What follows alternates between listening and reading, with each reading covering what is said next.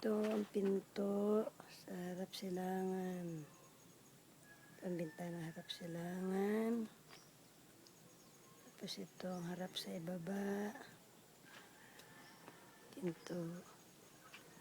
Tapos ito ang pinto ang palabas sa kaluran. Yan. Tapos bintana harap kaluran. Tapos yung dingding pagitan kay Lolo. Yan.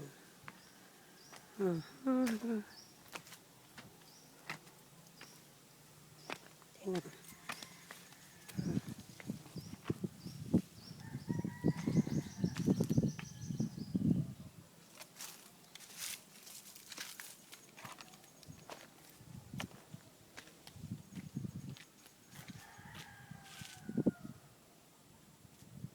Yan na lang ang ating buhangin.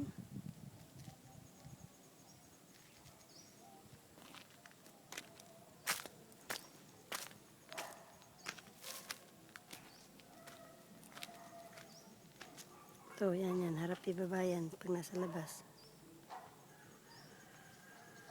Tapos pag nandito ka sa kaluran, ito ang palabas pag nagpagawa ng dirty kitchen. Yan. Alisin yung punong yun na binubuhal ni Mang Isyo. Tapos, pag nagpagawa si Lolo, dito. May buhos na mga poste. Yan dito pag nagpagawa si Lolo, CB. Dito sa bakanting to.